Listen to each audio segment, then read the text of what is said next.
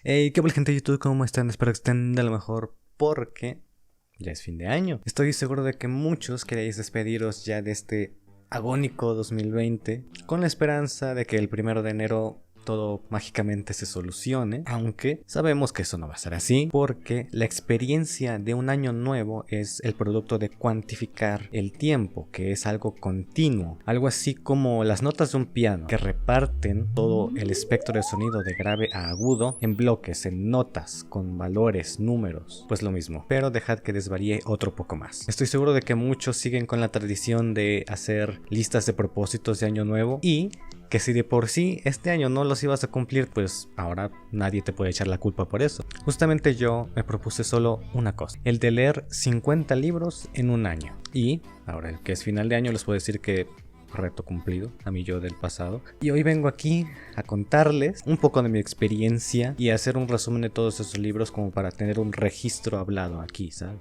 Así que comencemos.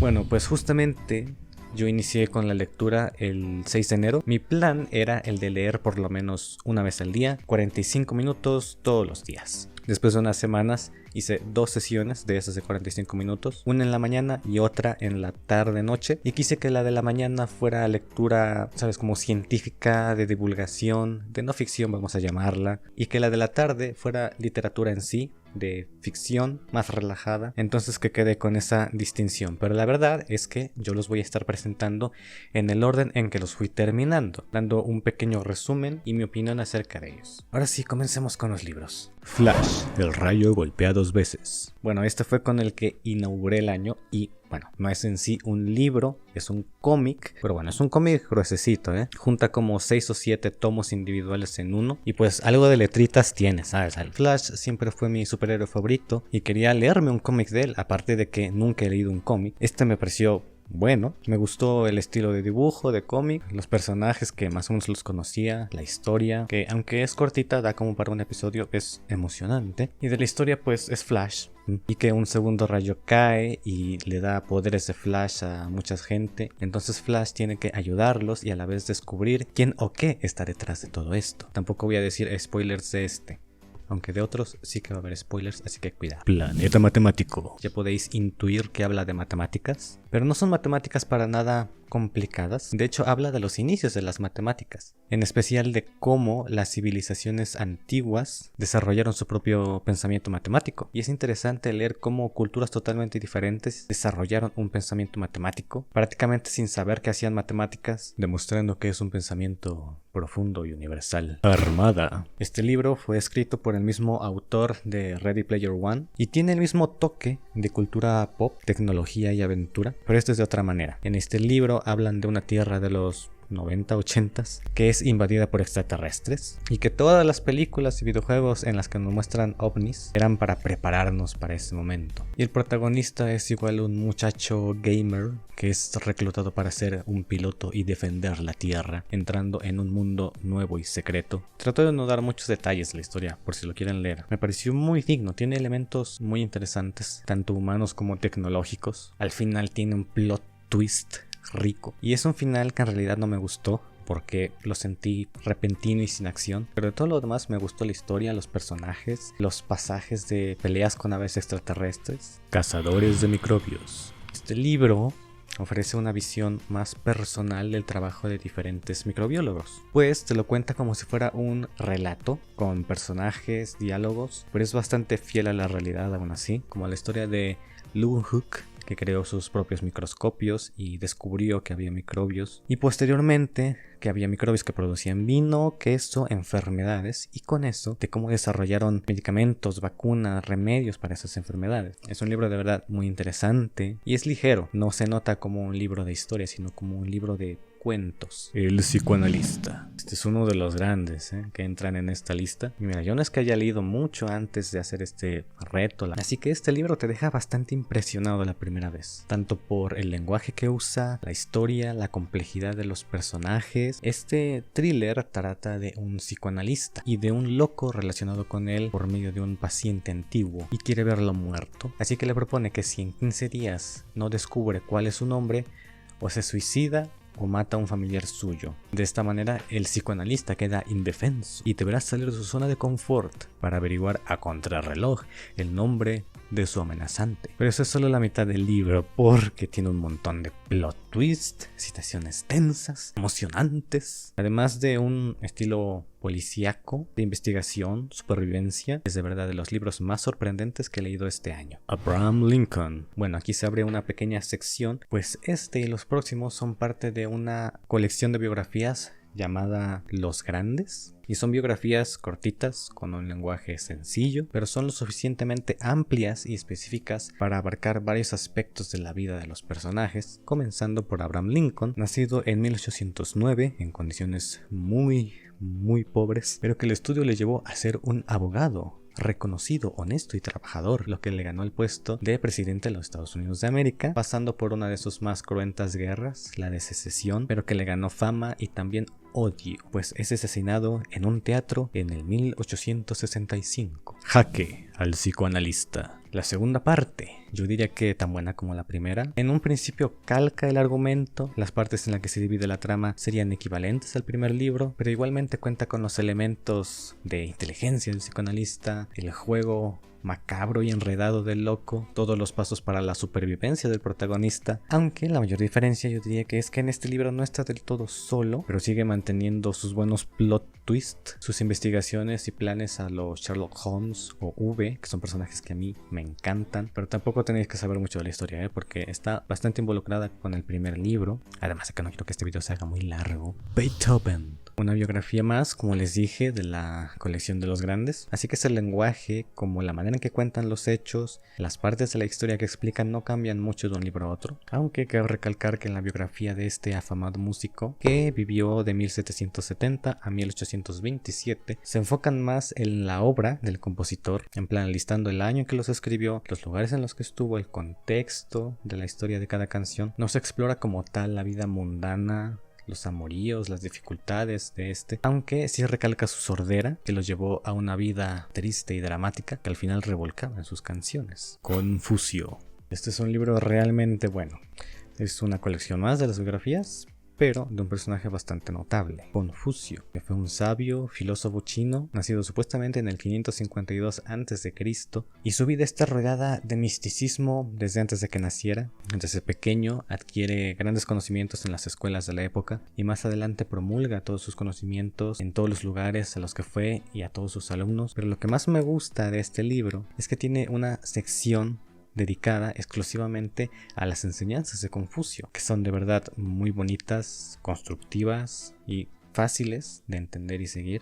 Harry Houdini. Podéis ver lo cortas que son, que vamos 3 y ni siquiera hemos acabado con el libro en la sección de ficción. Pero pues bueno, nació en 1873. Sus orígenes como mago se remontan a su infancia, pues era astuto y disfrutaba con los shows de magia y escapismo. Poco a poco él mismo fue adquiriendo una gran habilidad, una gran experiencia, y se convirtió pues en el escapista más famoso y reconocido de todos los tiempos. Me impresiona que cuentan de verdad lo mucho que estudiaba, pues analizaba al milímetro cada esposa, cada candado, cada celda, para estar preparado para cualquier ocasión, pero al final un poco de este orgullo le bastó para comprobar la fuerza de un luchador, dejándose golpear en el estómago porque tenía fama de resistente a los golpes, y pues esto le dejó muy mal herido, y aparte de algunas otras lesiones del oficio, murió en el 1926. Hernán Cortés. Hernán Cortés es llamado el Conquistador de México. Y sí, que eso fue. Nació en el 1485, cuenta un poco sus primeros años y cómo llegó a América, y de ahí nos cuenta más que nada la historia de la conquista, que llegó a Veracruz, que se adentró a investigarlo, los tlaxcaltecas, que aprovechó la situación política con los aztecas para finalmente conquistar Tenochtitlán en 1521. Y en esto no habla tanto del propio Cortés, pero después sí que habla de sus expediciones, de cómo empezó a ganar más y más poder, y cómo eventualmente lo fue perdiendo. Algunas anécdotas graciosas, pero un final triste, pues muere en el 1547 prácticamente sin posesiones ni poder.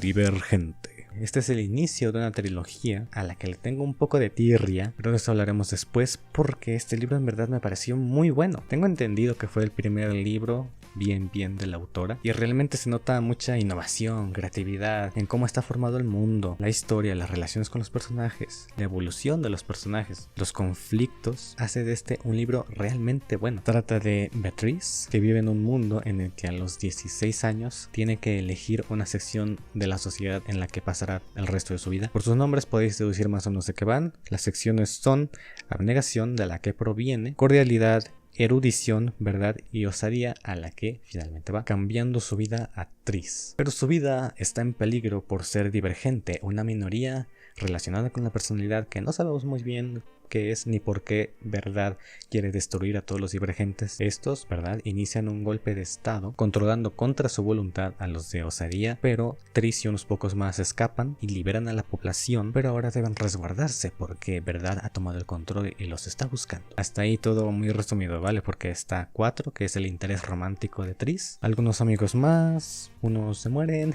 además está su hermano al que odia profundamente, sus padres que acaban muriendo, pero esto veremos cómo acaba en el siguiente libro. Pero antes leí esta biografía de Lucrecia Borgia. Es una figura histórica aparentemente reconocida como cruel, pero bueno, yo no sabía nada de eso, y en esta biografía la pintan de otra manera. Lucrecia nace en el 1480, hija de los Borgia, una familia italiana muy importante en esos años, y principalmente usan a su hija como objeto de intercambio, dándola como esposa a otras familias para obtener beneficios. Tuvo 7 acuerdos de matrimonio, pero al final solo conoció a 3, me parece, por lo que tuvo 2 divorcios, y todo esto fue organizado por su padre y su hermano, César el Terrible, que mandaban a matar y a difamar sobre los que se interpusieran en su camino, básicamente. Lucrecia tuvo 6 embarazos con su último esposo y creo que pasó por una guerra. Al final tuvo una vida en la mala sombra de su familia, pero ella la pintan como una mujer hermosa, inocente y noble. Finalmente muere en el 1519. Insurgente.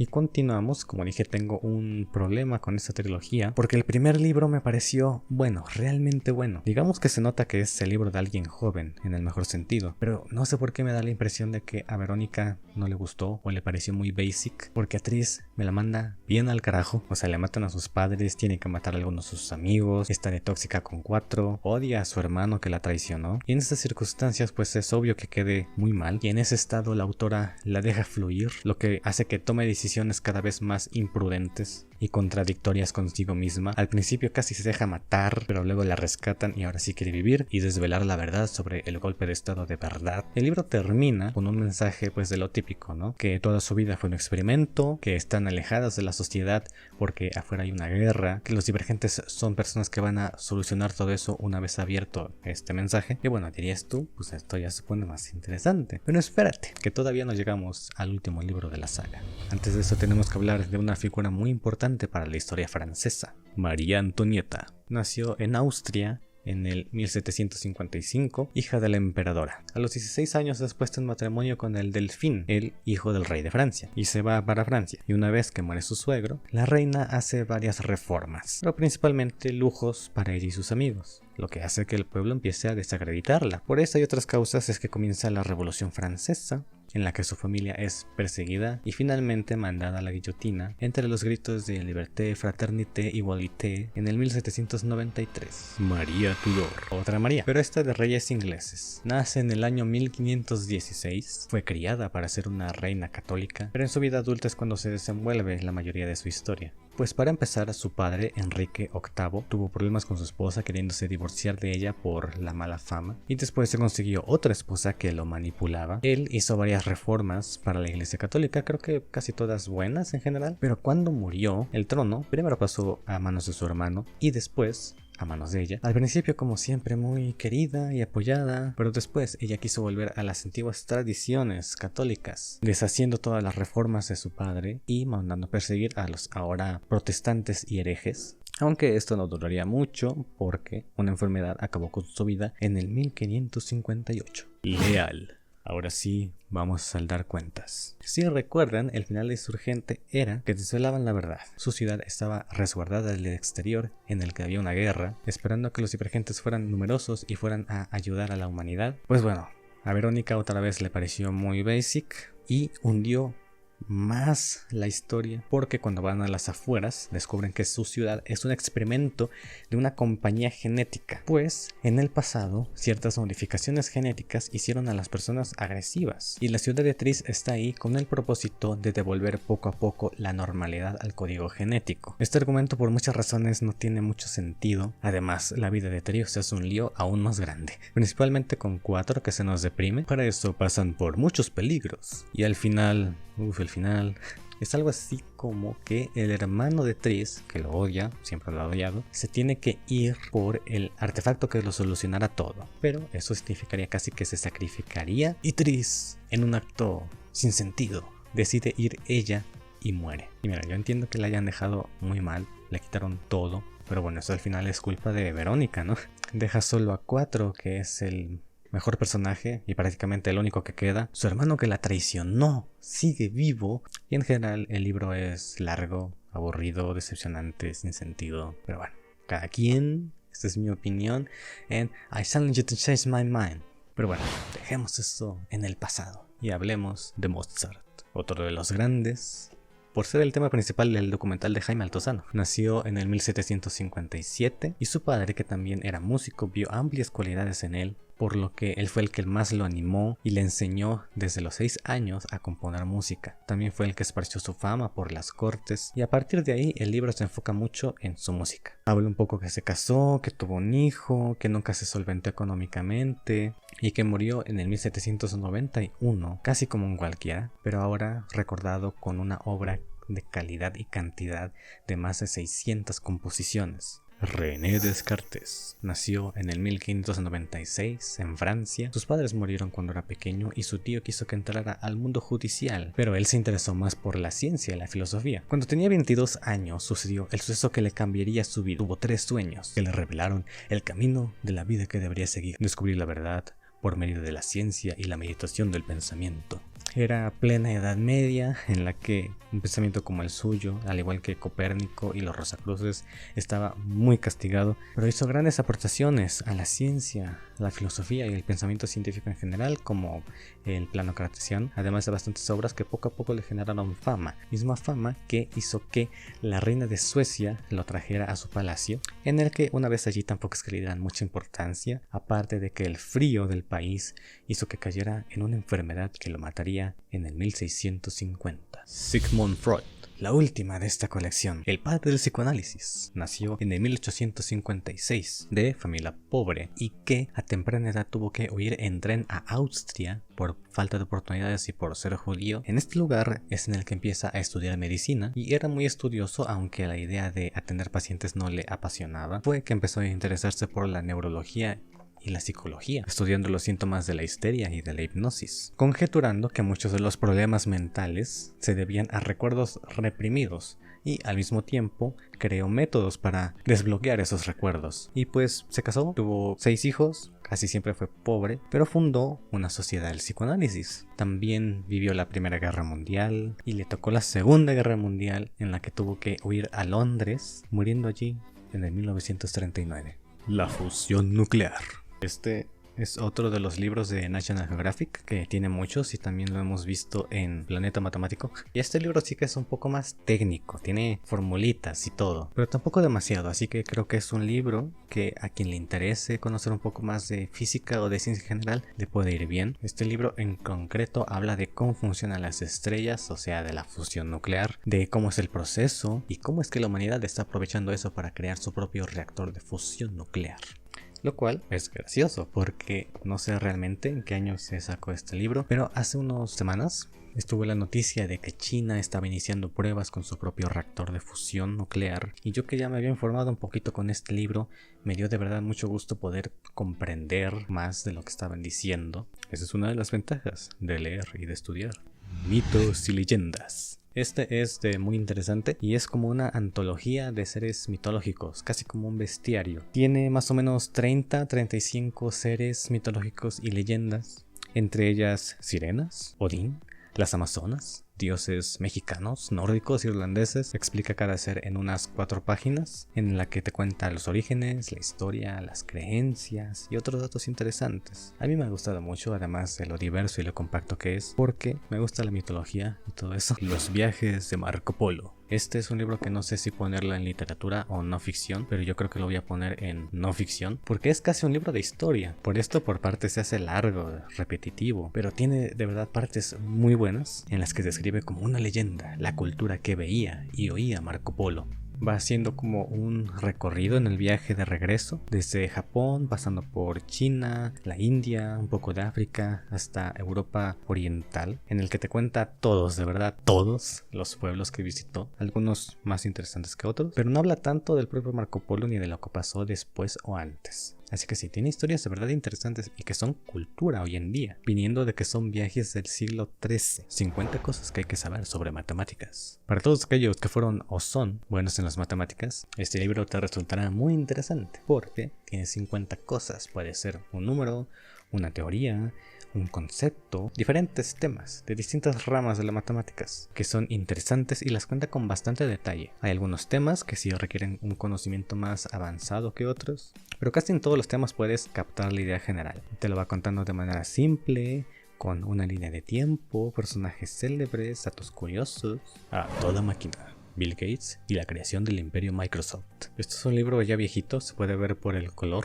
Es de 1997, pero es bueno porque permite contar de manera más extensa los inicios de Bill Gates y de Microsoft. Es una biografía, esta de verdad es larga. Primero habla de Bill Gates, de que era de familia rica, siempre fue inteligente y en busca de retos, estuvo en las mejores escuelas, y en la secundaria es cuando inicia su pasión por las computadoras, que lo llevó a prácticamente él solo junto con unos amigos a crear los primeros sistemas operativos para ordenadores personales de la historia. Y de ahí pasa a ser un poco la biografía de Microsoft, de sus inicios, sus acciones empresariales, la vida laboral, los acuerdos con IBM o las riñas con Apple, que al final le valieron para ser uno de los creadores de software más importantes. Y como les dije, se queda hasta ahí, hasta 1997. No habla de lo que es ahora, pero yo creo que tampoco hace falta para saber que actualmente Microsoft es uno de los líderes del mercado. Luna de Plutón.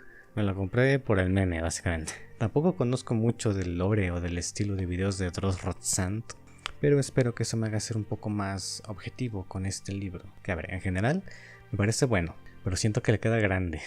Aparte de que es grandecillo, hay partes que se hacen largas. Bueno, va de viajes y combates espaciales, pero no creo que logre captar de verdad toda la esencia de esos temas. Hay partes en las que uno se puede perder en la lectura, pero los personajes y la historia en general me gustaron. Aunque hay un par de cosas que no.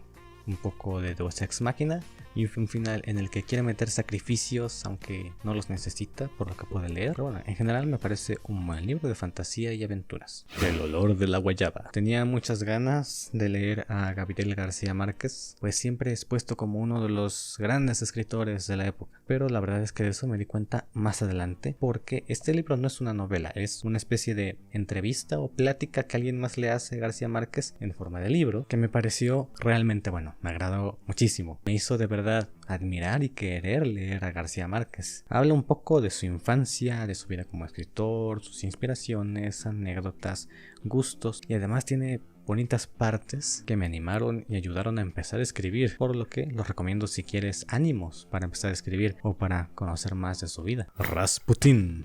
¿Con qué pensabas que ya se habían acabado las biografías de los grandes? Pues yo también, y un día me encontré con esta, La vida de Rasputín, que yo creo que es mi biografía favorita de la colección. El libro se divide tanto en la historia popular como en la más verídica, que nació en 1869, prefería estar solo y supuestamente tenía poderes curativos otorgados por Dios. Estuvo peregrinando por varios años una especie de religión cristiana, pero en la que los placeres de la vida no eran pecado, sino todo lo contrario. Su esposa, que así tuvo esposa e hijos, lo encaminó a conocer a los zares para que curara al hijo de los emperadores rusos que padecía de hemofilia. Él lo logró y esto le bastó para adquirir importancia y influir en las decisiones del gobierno. Por esto adquirió mala fama y unos conspiradores quisieron envenenarlo con arsénico, pero eso no bastó. Después le dispararon, pero sobrevivió, supuestamente ayudado por el diablo. De otros tiros más, finalmente murió el 17 de diciembre de 1916. Lo que más me sorprende es que es una historia casi estilo Lovecraft o de la Edad Media, pero no tiene más de un siglo que ocurrió. 2 crímenes. Este libro sobrepasó mis expectativas. Es compuesto como un libro para interesar a los adultos en la lectura. Yo por esto creí que iba a tener un lenguaje más simple y entretenido, pero la verdad es que ahora lo considero como un psicoanalista pequeñito. En parte porque tiene un argumento parecido, va de escapar y sobrevivir, armando planes ingeniosos, ocultándose y evadiendo a personas para obtener fines concretos. Eso lo tiene, pero también es un libro muy divertido, picarón y ligero en el lenguaje, contrario al psicoanalista, pero aún así me gustó mucho. Es lo bueno de no tener expectativas, una vez más. La masonería. Por alguna razón me interesó este libro, he oído hablar mucho de los masones y en este libro explica muchas cosas de ellos, sus orígenes, su historia, desde las logias europeas tradicionales hasta las más modernas, el tipo de pensamiento que promulgan y también las ceremonias y grados que hay dentro de la masonería. También habla de su sentido más religioso y antiguo, pues habla incluso de la alquimia. En general es muy informativo. Voltaire. Este libro es algo más que una biografía de Voltaire, pues además presenta resúmenes de varias de sus obras, explicaciones de los valores que intentaba promulgar, el contexto socioeconómico, personajes contemporáneos, incluso una galería de arte para saber todo lo que hay que saber sobre Voltaire, lo cual se me hace una buena manera de contar la vida de una persona, junto que no es un libro muy largo o cansado. Y pues que sepan que nació en 1694, no era pobre, tuvo líos en Holanda por intentar raptar, más o menos con su consentimiento, a una mujer. Estuvo en la cárcel, no gozó de buena fama hasta ya mayor gracias a sus libros, en las que daba una filosofía que fue la inspiración para el lema de Liberté, Égalité, Fraternité de la Revolución Francesa. Y murió en el 1778. Assassin's Creed Renaissance. Este es el juego de Assassin's Creed 2, pero en libro. La historia supongo que es calcada, con lo cual ahora me da flojera pasármelo porque siento que ya lo jugué. Aún así es interesante verlo en formato de libro, porque hay partes en las que parece un tutorial o el guión del juego. Pero en general sí está bien escrito. La historia me ha gustado porque yo sé que Assassin's Creed tiene una de las mejores historias de toda la saga. El tiempo. Este es el único libro así en plan grande, pero tampoco es muy largo y es muy interesante porque hay temas que son bastante complejos y en muchas ramas. Por ejemplo, habla de la relatividad de Einstein, habla del tiempo biológico de los seres vivos, habla de la entropía, habla de los sistemas de medición del tiempo. Es un libro bastante complejo y completo en ese sentido, pero es fácil de entender, excepto temas como la relatividad o la entropía, que siempre son cosas un poco complejas. Don Quijote de la Mancha, la joya de la corona de la literatura española, y me la he leído enterita. Pues bueno, ya les dije que leía 45 minutos de ficción todos los días, pero con este libro me tuve que leer hora y media todos los días y me tardé un mes en leerlo, pero la verdad es que me ha gustado mucho. Y es interesante conocer la totalidad de la historia de Don Quijote de la Mancha. Además tiene un par de ensayos al principio y al final que te ayudan a comprender mejor el contexto y el propósito de este libro. Y pues supongo que todos conoceréis un poco de la historia de Quijote, que se volvió loco por leer novelas de caballerías y a la historia de los molinos y poco más. Pero es que eso no es ni el 3% de este libro. De verdad, está llena de historias graciosas y diferentes entre sí, y aunque lo veáis gordo, no se hace tan cansado leerlo. Sí tiene un vocabulario amplio, pero hay pies de página en la que te explica algunas palabras. Y la verdad es que no se enrolla mucho en detalles o descripciones, por lo que hace que haya acción y historias diferentes constantemente. Alamut, Templarios Asesinos. Bueno, puede que sea el libro más raro y más pequeñito que me haya leído este año, pero me interesó porque como ya había leído y jugado Assassin's Creed, me interesaba conocer un poco más de la historia de los asesinos y los templarios de verdad. Y en este librito te cuenta rápidamente la historia de cada uno. De los asesinos es bastante acertado a los juegos de Assassin's Creed, porque te cuenta que se originaron en Siria. Y es una historia que también está en el libro de Marco Polo. Habla de un líder que drogaba a sus aprendices para hacerles creer que si mataban en nombre de él serían mandados al paraíso. Y de los templarios, que eran un grupo religioso nacido de las guerras santas del siglo XI, que buscaba, como bien sabemos, los frutos del Edén. Esto también lo mencionan en los libros de masonería. Pero después fueron acusados a la Iglesia Católica por distintos crímenes y porque adquirieron bastante poder, mandando a erradicar a este grupo a finales del siglo XII. pero la verdad es que no cuenta mucho más. Con todo lo que les dije, pueden bien no leerse este libro. ABC de la relatividad. Es un libro de Bertrand Russell, una persona a la que no se le reconoce lo suficiente por sus aportaciones a las matemáticas, la física, a la ciencia en general, y esta es una de sus obras más reconocidas. Explica la teoría de la relatividad de Einstein de una manera menos técnica de lo que te la suelen contar, pero eso no significa que más fácil de entender,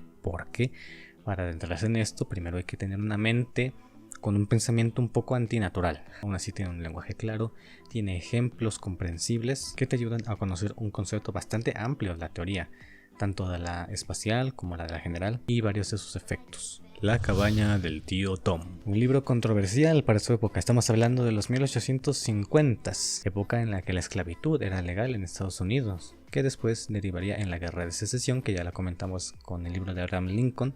Este libro fue escrito por una mujer que veía crueldad en todo esto de la esclavitud, y este libro relata mucho de su pensamiento acerca del tema desde varios puntos de vista, ya sea de los esclavos, de los dueños, que hay compasivos o agresivos, de los compradores y en general de la crueldad del trato. Es un libro aparte un poco feminista y religioso. Feminista porque en general a las mujeres las ponen como buenas y parsimoniosas, y los hombres en general son más crueles, pero hay de casos a casos. También es un poco religioso, pues Tom, que es un esclavo que pasa a través de varios dueños, hace frente a todas las adversidades y malos tratos con la fe y la esperanza de que si se porta bien en esta vida, en la siguiente el Señor lo salvará o algo así. Lo que lo hace un libro completo, es dramático y en general es bueno. Benito Juárez. Esta sigue siendo de los grandes, pero mexicanos, pero las siguientes ya no. Aún así son biografías bastante parecidas en el estilo. Nació en 1806 en Oaxaca, hijo de zapotecas. A los 12 años escapa de la casa de su tío para irse a la capital a estudiar Derecho.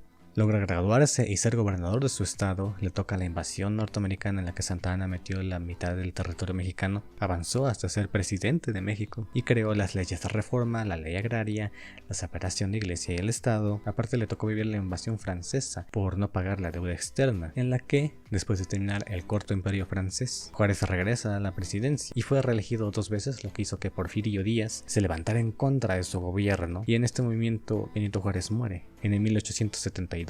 Pero muchas de sus reformas siguen siendo importantes hoy en día. Sor Juana Inés de la Cruz. De hecho, estas biografías son un poco más cortas que la de los grandes. Así es como logré leer 50 libros en un año, porque si yo creo que me hubiera leído libros un poco más grandes, no hubiera llegado a esa cantidad. Pero pues, nació en 1651, hija de criollos, en una época en la que la mujer no tenía ni derecho, ni voto, ni voz. A ella le interesaba estudiar, leer y escribir. Y está esa famosa historia que se vistió de hombre para asistir a la escuela. Aquí te dice que eso no es verdad, que sí lo intentó, pero que no es verdad. Aún así empezó a escribir poesía desde los 6 años, aunque a los 16 se recluye en un convento. Allí sigue escribiendo poesía, lee e investiga todo lo que puede, lo que hace que gane cierta fama. Muchas personas iban a verla, incluso hizo un encargo artístico para los virreyes de la época, pero un escrito en el que defendía la importancia de la mujer en contra del pensamiento de un arzobispo le bastó para que la iglesia confiscara todos sus artefactos y libros, no volviendo a saber de ella hasta 2 años después, cuando murió en el 1695. Alejandro Magno. Nació en el 356 a.C. Su padre, Filipo II, inició el reinado de Macedonia, que, cuando murió, Alejandro a los 22 años tomó el mando y continuó durante los 11 años siguientes la conquista de muchas tierras. En el libro se relatan a detalle varias de estas batallas, la más importante contra Babilonia, pero también conquistó Persia, Egipto, parte del Mediterráneo y por último la India, proyecto en el que murió por causas desconocidas y que, una vez muerto, sus generales, algo descontentos por la mezcla de culturas, se dividieron los territorios y las riquezas, pero poco a poco fueron decayendo hasta la conquista del Imperio Romano. Un mundo feliz. En su momento me dejó bastante impresionado. Es algo chiquito, pero es una novela que tiene muchos significados, o por lo menos distintas personas que he conocido me cuentan distintas cosas de este libro. Una de ellas es que habla de cómo el gobierno nos intenta manipular. También una metáfora típica de cómo los discursos políticos y la publicidad nos inundan con mensajes de conformismo y consumismo. Yo al leerlo vi algo así como qué pasaría si en el mundo se erradicara todo lo malo. si la balanza estuviera totalmente inclinada, y que para lograr un mundo así, aparte del avance tecnológico, debería haber una diferencia de clases en lo que todos estuvieran contentos por acondicionamiento. Y habla de un mundo así, pero también está un personaje que viene de una tierra en la que no es así, con el que podemos empatizar un poco, pero que las lecturas de Shakespeare que leía los llevaron a odiar este mundo nuevo, casi queriendo ser su salvador, por lo que esto lo lleva a ser detenido. Yo con esto veo algo así como una enseñanza que dice Confucio en su libro, que es que no hay que leer sin pensar, ni pensar sin leer. John F. Kennedy.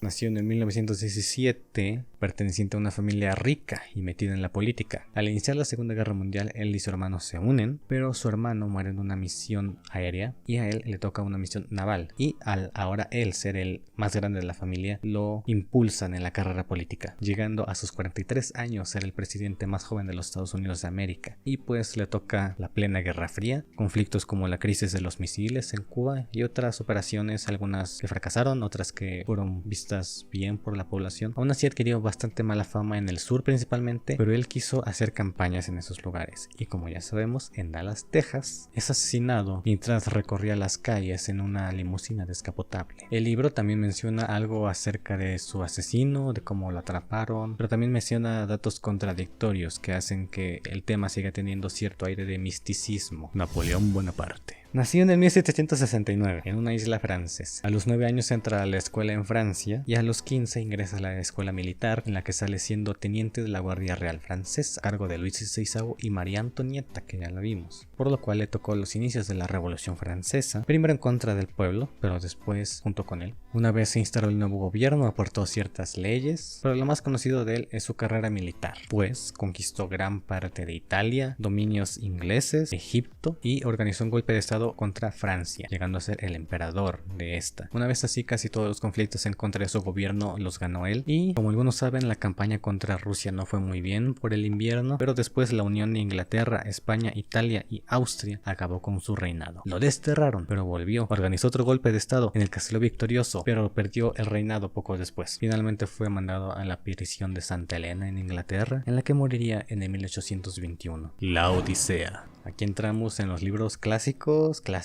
prácticamente de las novelas más antiguas que existen, y noto bastante influencia en la literatura actual, pues esta, la Odisea, a diferencia de su hermana, la Ilíada, tiene una estructura más de novela. Cuenta una historia mítica y espectacular, abarca muchas de las leyendas de la mitología griega que a mí me encantan, y tiene momentos incluso divertidos. También tiene momentos dramáticos, un clímax y un desenlace. Más tarde veremos la Ilíada, pero este libro de verdad me gustó mucho porque es como estar leyendo un libro bastante actual, aunque sí se le nota un poco la influencia, eso de que estaba escrito en verso y es un poco lenta a veces, pero aún así a mí me resultó interesante, ya sabes, por ser como un Percy Jackson, pero el original, el Periquillo Sarmiento. Vale, este libro junto con otros no es la versión original, en este caso es un resumen, además es ilustrado, que no me parece mal, pero supongo que en el texto original se pueden encontrar más detalles que nos hagan comprender y reflexionar de una manera más profunda. En este caso es un libro que me gustó poco, porque la historia trata de desgracias, de la mala vida y decisiones de un estafador, adicto al juego y a la bebida, o por lo menos en este libro se enfoca mucho en eso. Aunque las ilustraciones y el resumen estén bien, a lo mejor en el texto original había más detalles o más cosas que te permitan comprender de verdad las decisiones o incluso hay momentos felices que siento que le faltan a este libro. La Ilíada. Este también es un resumen bastante resumido, pero creo que está bien porque la Ilíada tiene un estilo, en la Odisea también lo cuentan, más de bitácora militar. No es tan dramático ni tan espectacular, ni tiene estructura de novela. Cuenta el 10º año de la guerra de Troya, pero en estas notas que les llaman notas escolares sí te explica el contexto de antes, lo que sucedió después, igual de manera bastante resumida, pero pues eso lo podéis averiguar buscando en Google, un video en Wikipedia, así que no creo que tenga tanto mérito este libro. Sin querer queriendo. Esta es una biografía casi igual de larga que la de Bill Gates, pero en esta ocasión es una muy entretenida y es ni nada más ni nada menos que de Roberto Gómez Bolaños Chespirito. Incluso tiene algunas fotos y me hizo mucha ilusión leer este libro, no solo por conocer la historia y el trabajo de profundidad de Chespirito, que aquí te lo cuenta todo, sino porque es una autobiografía, con lo cual adquiere un toque más personal y real. Te habla de su infancia, de sus problemas, de sus estudios, de sus inicios y vida como escritor, director, actor, de muchas muchas cosas, incluso te deja enseñanzas muy marcadas. Es larguillo, pero con un lenguaje familiar, divertido, que hace llevadera la lectura. El encantador de perros. Este libro, aunque parece una biografía más del encantador de perros o Cesar Millan, no lo es. Este es un libro acerca de todo lo que él ha aprendido acerca del cuidado de los perros en su carrera, pero ojo, tampoco es un manual de adiestramiento de perros. Es más bien un libro en el que trata de enseñar cómo piensa un perro y así poder darle una vida más satisfactoria. Por ejemplo, que sacarlo a pasear regularmente, que tiene que haber un líder de la manada y no tanto comprar suéteres bonitos o jugar a la pelota. Por lo tanto, es un libro muy recomendable a todos aquellos que tienen un perro o a todos aquellos que no tienen un perro y que quieren ver si de verdad le están dando una vida satisfactoria a su mascota. El general en su laberinto. Ahora sí, vamos con un libro de Gabriel García Márquez. La verdad es que este libro me ha parecido muy bueno. Es otro estilo al del que estoy acostumbrado, pero es muy bonito. Realiza unas descripciones de los lugares, de los momentos que de verdad captan y enfocan la atención a los momentos de una manera muy poética, muy bella en general. Y este en concreto habla de los últimos años de Simón Bolívar, así que diría que es de los libros menos fantasiosos que tiene. Es grandecillo, algunas partes son costosas de entender, pero la lectura página por página es muy placentera. Prosa completa 3. A este libro, a este autor, le tenía muchas ganas. Es uno de los autores de terror más famosos, H.P. Lovecraft, y tenía mucho interés en leer algo de él. Y un día me encontré con este libro que recopila varios de sus relatos y pues me lo compré. Yo tenía mucho interés en descubrir cómo es que alguien logra producir terror a través de un libro, pues se me hacía bastante raro. Y creo que eso justamente me hizo no disfrutarlo del todo, porque yo iba analizando mucho el estilo de escritura de Lovecraft. Y aunque de por sí no soy alguien fácil de asustar, este libro tampoco me dio casi nada de terror. Sí comprendí lo que debía dar terror, pero yo creo que necesito leérmelo otra vez o leer algo más de otros autores, pero esta vez con una mente más abierta a asustarme. Aún así me parecen unos relatos muy bien logrados, muy bien escritos. La evolución del universo. Este es otro libro de National Geographic y en especial este libro habla de lo que sucedió los primeros 7.000 billones de minutos después de que inició el universo. La formación de átomos, moléculas, nebulosas, planetas, soles, galaxias y todo eso. Además de que también lo ve desde nuestro punto de vista de cómo la humanidad empezó por descubrir que no era el centro del universo, de que había otras estrellas, otros mundos, otras galaxias, por lo que es bastante completo en ese aspecto y tiene un lenguaje más fácil que el anterior, el de la fusión nuclear, pero aún así te enteras muy bien lo que quiere darte a conocer. El mundo y sus demonios. La ciencia como una luz en la oscuridad. Creo que este es de los libros que más me han gustado, incluso contando los de ficción. Es del afamado astrónomo y divulgador Carl Sagan y habla a grandes rasgos de la ciencia, de los beneficios de la ciencia. En el inicio te habla un poco de las pseudociencias. De esta manera te genera un pensamiento más crítico, científico, escéptico, y después te habla un poco de cómo enseñar la ciencia a los jóvenes, pero también de algunos riesgos de la ciencia. Para mí ha sido de gran ayuda, no solo para desarrollar este pensamiento científico, escéptico, sino para darme ánimos, para descubrir el mundo, para vivir. Tiene frases que son inspiradoras. En definitiva, este ha sido uno de los libros más completos y que más me han gustado y ayudado. La invasión del pueblo del espíritu. A este libro de verdad no le tenía mucha fe, pero me acabó sorprendiendo. Lo compré barato, casi sin ver la portada. Este libro no es que cuente una historia compleja, fascinante. De hecho es una historia bastante normalita, común. Lo que destaca de este libro es la narración. El narrador varias veces rompe la cuarta pared y te habla a ti directamente. También de cierta manera nos pone límites, nos hace enfocar la atención. Aún así la historia da de qué pensar. Yo le entendí que habla como del cambio, de la invasión a nuestra privacidad, nuestras costumbres, nuestra rutina, lo que estamos acostumbrados. De que algunos lo ven malo, otros lo ven bueno, pero al final es algo necesario y natural. El río de la conciencia. Este libro junto con el anterior lo compré casi sin ver la portada, pero me aseguré que fuera un libro de no ficción. En concreto este es una serie de ensayos de Oliver Sacks, una persona que se apasionaba mucho por la ciencia y por ver cómo estaba conectada entre sí. Yo al leerlo me pareció que era un viaje como de lo general a lo específico, pues inicia hablándote de la evolución, pasa por cómo funcionan las plantas y los animales, después cómo funciona el cuerpo, pasando por algunas enfermedades y finaliza hablando de la mente, la conciencia. Yo diría que de esa manera es un buen inicio para después leer el libro que sigue en no ficción. Y también este libro relaciona mucho el trabajo de diferentes científicos. Pues habla del trabajo de Darwin, de Sigmund Freud, que ya lo vimos, y de otros muchos científicos, autores, de verdad dándote mucha información de muchos temas muy importantes todos. La guía del autoestopista galáctico. Ya vamos por la recta final. Pues este libro y los que siguen son el inicio de una trilogía en 5 libros, que aparte son los primeros libros que me leo en digital, y la verdad es que me han dejado loco, anonadado. Es uno de los libros de ciencia ficción más influyentes en la cultura popular, diría yo, y de verdad que leerlos me ha gustado mucho. Tampoco les voy a dar muchos detalles de la historia, pues el autor la cambia en una dirección distinta en cada libro. El primero, que es este, es el más famoso y es el más divertido de la saga. Es muy sarcástico en varias situaciones, los personajes. Yo la verdad me reí mucho con este libro, es de los pocos libros que me han hecho reír, junto con el de Sin Querer Queriendo y el de Dos Crímenes, pero en este mucho más. Y pues sí, habla de viajes espaciales, pero también tiene toques filosóficos. Trata temas como el porqué de la vida, el universo y todo lo demás, y por eso yo diría que es un libro muy completo en todos los sentidos. El restaurante del fin del mundo. En este seguimos muy de cerca la historia del primer libro. Este tiene el mismo toque que el primero, aunque con un poco menos de toques de comedia. En este diría yo que se centra más en los temas filosóficos, como en las decisiones que se toman de más arriba, y un poco siguiendo el hilo de los humanos que no se acostumbran muy bien al espacio por el aislamiento que han estado viviendo. Es una secuela digna. La vida, el universo y todo lo demás. La tercera parte, yo honestamente diría que es la que menos me gustó de la trilogía, en 5 libros. Tiene un enfoque diferente, pues los dos primeros son muy divertidos. Van de viajes espaciales y descubrir